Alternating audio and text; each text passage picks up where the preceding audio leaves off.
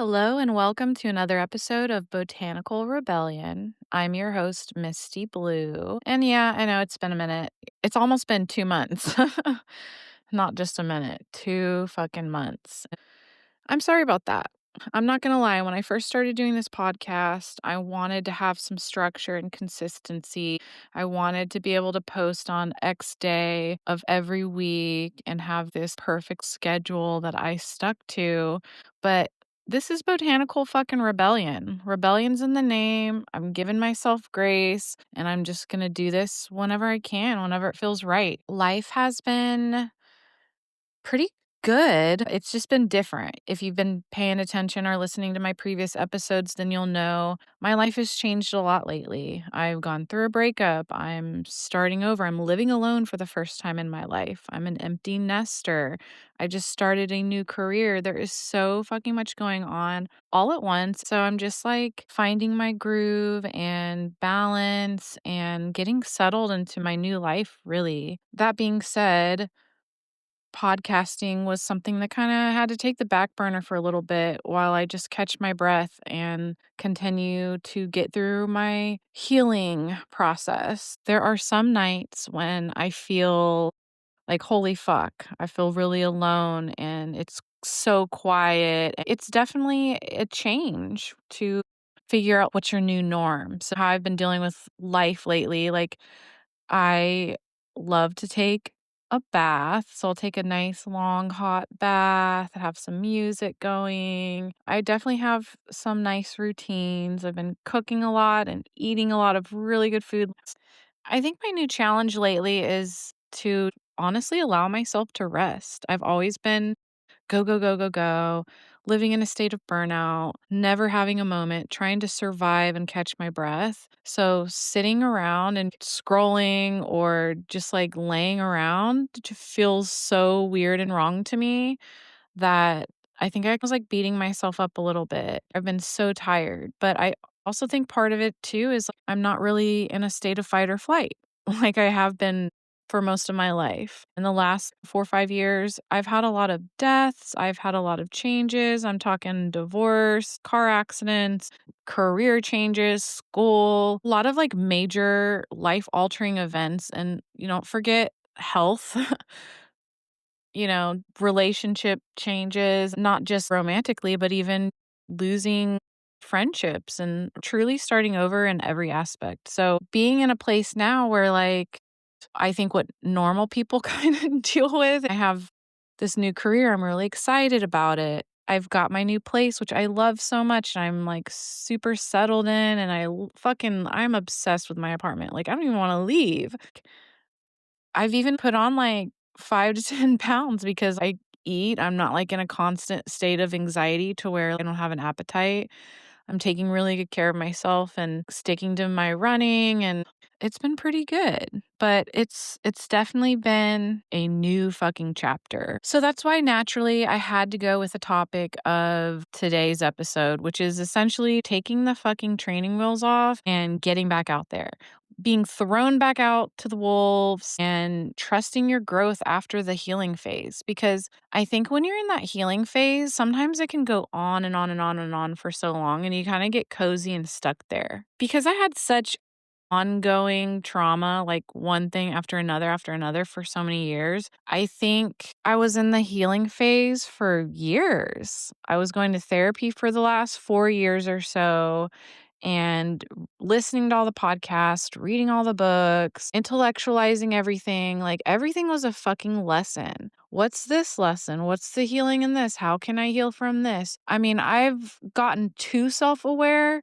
to where something has to change. I need to move out of this healing phase. Not that I'm fully healed or done healing. I know that's an ongoing thing, but I was deep in it for years and it was time to like, switch it up. So I was thinking, what do I do now? Because it almost gets to a point where you feel like I'm so fucking sick of this healing shit and I don't want another fucking lesson. Now you're starting to get to the point where you're resentful and just like frustrated. This epiphany I had one day where I was like, you know what?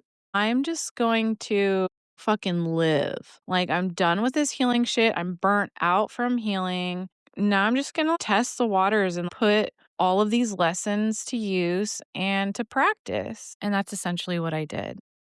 Pulled back from the healing and, listening to more music, just resting more, trying to socialize more, have fun, and just actually fucking live a little bit and enjoy my new life, really. There's a moment after going through a deep healing process when you realize you've built all of this safety, you have built this amazing toolkit, but are you actually living again? What happens when you've healed your wounds and then you have no idea how to feel comfortable after you've lived in chaos? For me, it got to the point where healing was my safety net.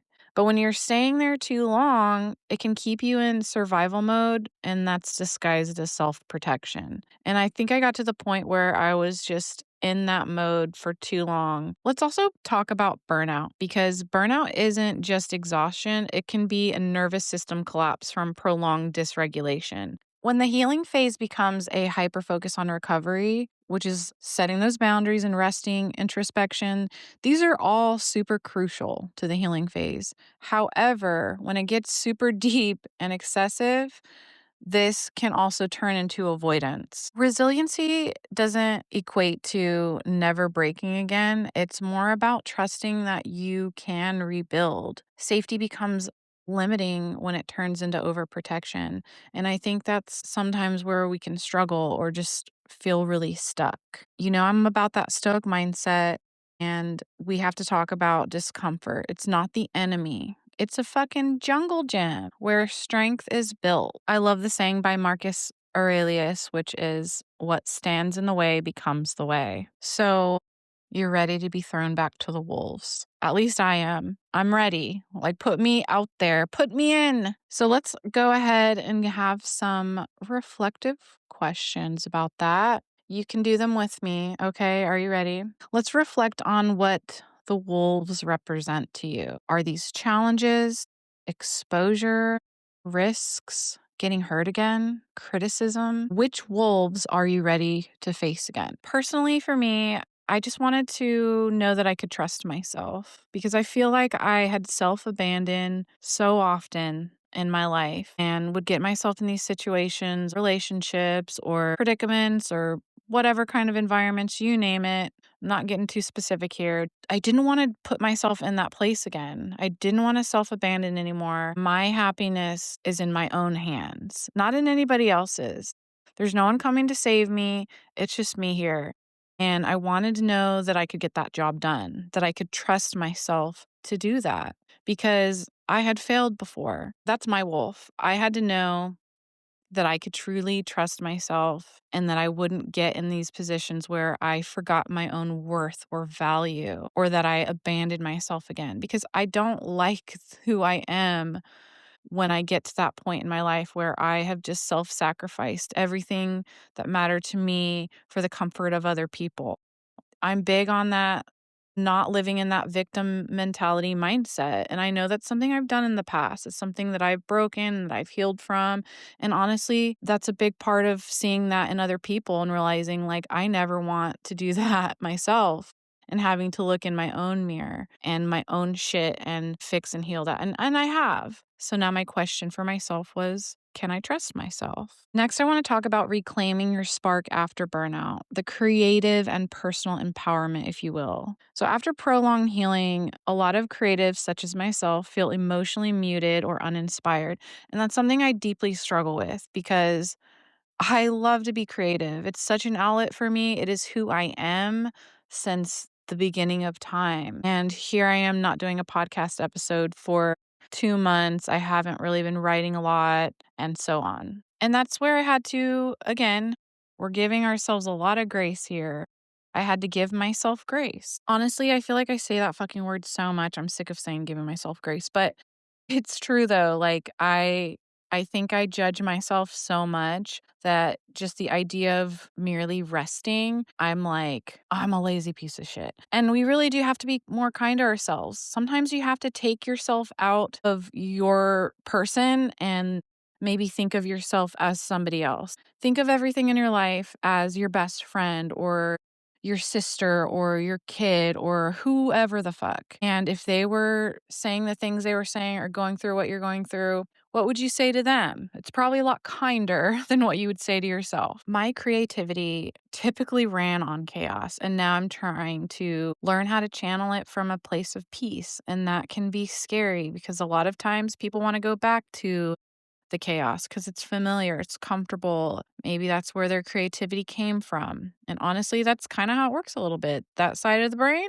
that's where trauma and creativity they live together. But that's where I try to accept imperfection and experiment again, play, have fun, be curious. Take your time if you have to. I considered myself the other day as percolating. I'm percolating. That's the phase I'm in right now. I love that. And something will come of this. It's just brewing. We're not there yet, but it's to come. And I keep trusting that process. I'm trusting that I'm on my way instead of looking at the perspective of, oh my God, I have writer's block. I'm not being creative.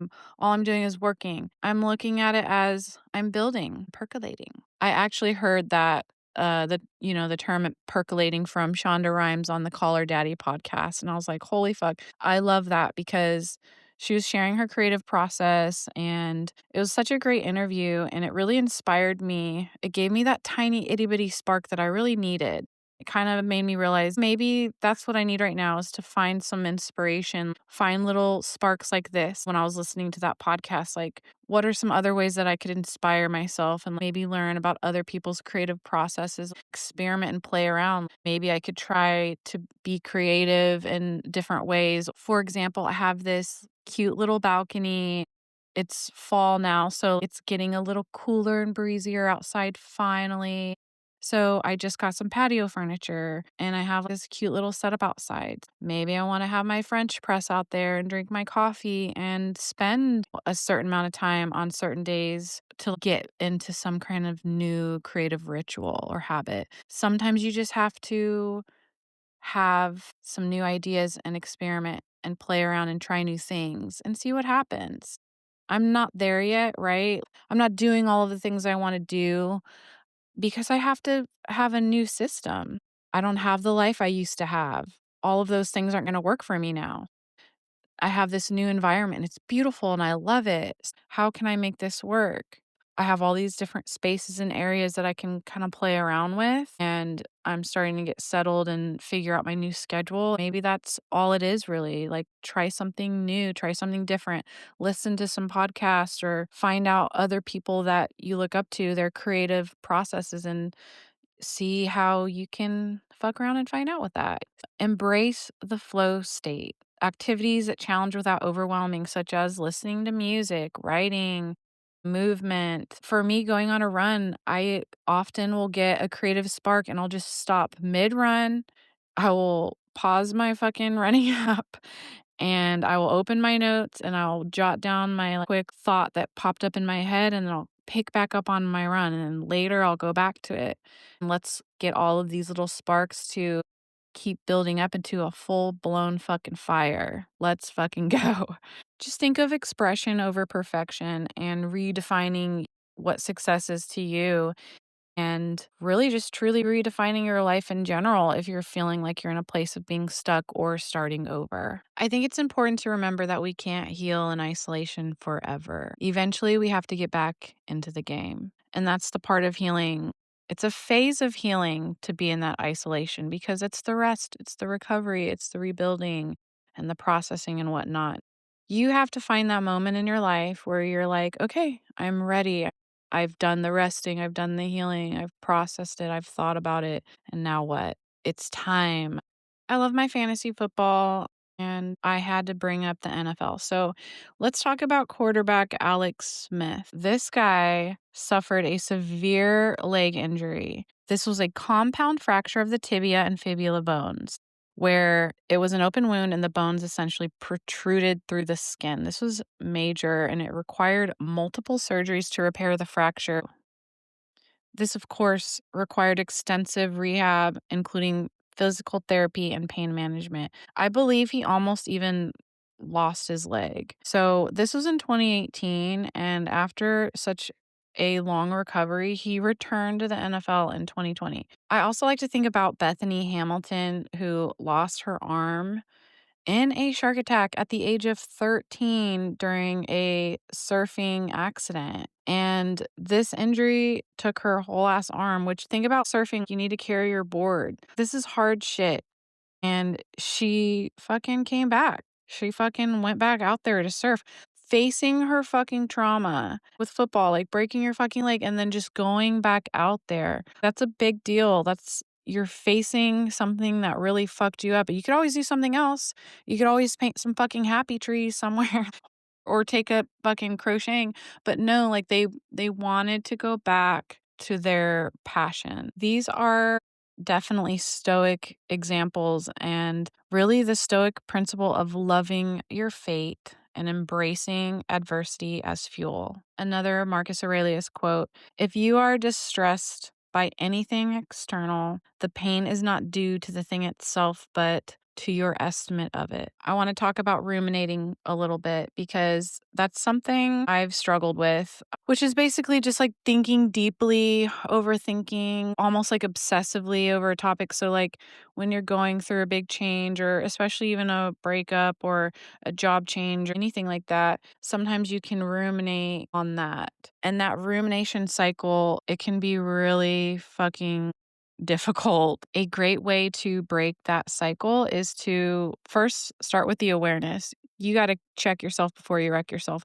Catch yourself in the moment. For me, I had to like call myself out like, "Oh shit, I am ruminating right now. What can I do?" What can you do? You can distract yourself with different activities, challenge those negative thoughts. They're just fucking thoughts. That doesn't mean there's truth behind them. Go ahead and challenge yourself about them. Why not? Try to stay present. I saw something about someone washing the dishes and they were talking about how, "Oh, the water is really warm. I could feel the soap." That sounds silly. It's a good tool to use sometimes when you're really stuck in your head, and that kind of brings you back to the present moment, back to reality. It's kind of similar to that anxiety technique where you're like, five things I see, four things I hear, and it brings you back to the present. After a long season of healing, the nervous system learns something revolutionary, which is peace. There's a difference between being safe and being alive. The nervous system isn't designed to live in stillness forever because it's built for adaptability, expansion, evolution, contraction, curiosity, and connection. During chronic stress, the body learns to survive chaos. During deep healing, the body learns to survive stillness. But thriving requires learning to dance between the two, to handle the stress without losing safety, and to chase the purpose without burning out. Take those little bitty steps, those small risks to awaken your excitement rather than fear. And that's a big deal. You have to kind of change that perspective instead of fearing what's next. Get excited about it. Now, this was hard for me because I definitely isolated for a while, but engaging socially, creatively, professionally, again, even if your heart races a little bit, it's really important to try to get back out there and find a sense of community. I'm kind of in a place where I'm trying to find my sense of community again because I've lost a lot of relationships in my life over the last year or so. I used to play kickball for a couple of years. I played every season. I'm not a religious person, so I don't go to church. I'm really missing that sense of community lately. I'm ready to find that again, even if I have to build it myself. Maybe you're looking for that too. Well, maybe create a club. Who says you can't? Why the fuck not? You could take charge too. If it doesn't exist, make it.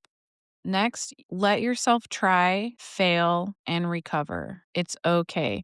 I'm such a big advocate for failure being okay. Failure's kind of cool. It's just an opportunity. It's a lesson. It's an opportunity for growth. It's not the end of the world. It's information. It's data. Like, what can you do with it? Where does this take you next? Where are we going with it? It's not an end. It's just redirection. And sometimes it's a fucking adventure. Sometimes failure is just leading you to something that's better aligned for you than you even knew. All you can do is just try. I mentioned earlier in this episode that self-trust is really important during this next stage. It means you're testing your growth. Healing teaches you boundaries, but growth teaches you trust. It's time to take those wheels off. You don't need to throw yourself off a cliff to prove that you've healed. You just need to step outside your comfort zone with this newfound beautiful self awareness that you have created or worked so hard for. Self trust means you can sense dysregulation and you still know how to come home to yourself. It's confidence that you can survive. It's no longer about avoiding stress, but taking it on and managing it. It's the evolution of self protection into self leadership. This is also the fun part where you get to feel safe again to connect, to laugh and play and love and create. For a while, I honestly felt like such a recluse that I was just so in my little safety bubble that I wouldn't even like smile at a stranger. I wouldn't even make eye contact, like, head was down, like, I was so just, like, disengaged and disconnected.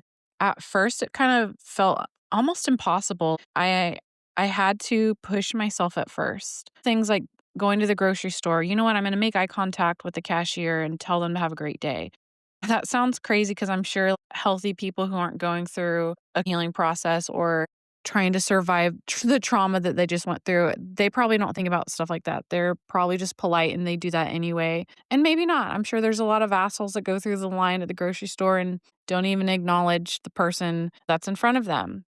We can all be like either of those different versions. And that's kind of where that self awareness comes in. Like, what version are you? Are you the asshole that's just going through the line and not even acknowledging that there's a human being there? Are you the person who acknowledges this human being in front of you and knows that they might be going through some shit themselves, and maybe you saying something nice to them or looking them in the eyes and smiling at them is the only fucking connection they've had all day or all week even. Sometimes little things like that can make such a big difference in someone else's life. I started to challenge myself with that. I'm going to make connection with people. I'm going to look people in the eyes. I'm going to smile again. I'm going to be kind. I'm going to connect with strangers, even if it's just a little simple gesture at the grocery store. That's the homework that I gave myself to try to connect again because I was so inward and in my little cocoon. When you do that, it's muscle memory and you can come back to being a person again. The light in your eyes starts to come back a little bit and you start to find joy in life and slowly unravel those fucking butterfly wings. At the end of the day, we cannot stay in the cocoon forever just because we finally found peace there. The cocoon was a sanctuary for a while, your place to dissolve, rest, and rebuild. But wings aren't meant to be walls. Healing was our training ground. This is where we've learned to breathe again, to listen, to soften, to heal, to rest. And now the world that is right in front of us. This is our practice field. This is where we apply what we've learned. This is where if you stumble, you recalibrate, you stretch your wings in real time. Every gust of wind, every challenge, every interaction is just part of learning how to fly steady. And yes, the sky can feel big and uncertain after the safety of stillness. But remember, the cocoon didn't give you wings to keep you safe. It gave you wings so that you can finally trust the air, so that you could fly. I'm super excited to have special guest Cara Boilo from Eclipse Counseling. She's a licensed mental health counselor and join the conversation to unpack how to tell the difference between intuition and anxiety when navigating relationships, boundaries, and personal growth. Entering the world of wolves can be intimidating, especially after spending time healing, nurturing self, getting to know patterns, gaining insight, and learning tools to help you feel like your most authentic self. One thing I think is especially tricky is this idea: we are surrounded by wolves. How do you know who's a wolf? Pop psychology will tell you he's a narcissist and encourage you to cut things off. Protect your energy, girly. Your trauma therapist will ask you who they remind you of and ask you to reflect on your own triggers. But how do you determine when it's your anxiety or your intuition signaling the alarm bells? Let's dive in. Anxiety lives in the sympathetic nervous system, in its quaint little hometown of hyperarousal. In this state, you'll feel jittery, buzzing, heart racing, maybe even a little flushed as your body heats up. Thanks, adrenaline. Most people don't enjoy these feelings. Your amygdala is working hard to maintain the body's ability to survive over rational thinking. It suppresses the prefrontal cortex and floods the body with cortisol to sustain energy to fight or flee from the detected threat. Why did I just dump a bunch of science on you? Because I want you to know and sense, really feel the difference between an anxious body and one that is connected to its inner knowing, intuition. Intuition relies on our ability to integrate our past wounds into the present, developing a wisdom that shows up with a calm and safe energy. It's detached, but not disconnected from self. So let's figure out what comes next. If you are having anxiety, first, is this a real threat or a perceived threat? If it is real, establish safety by removing yourself from the situation or environment. Set boundaries with the person or block them if necessary. If you notice maybe you're getting triggered, it may be an opportunity to engage in some self soothing. Think music, a phone call with someone you love, maybe making some artwork, doing some breathing exercises, and later, doing some self reflection with journaling about what was showing up for you. What parts of yourself need some more attention?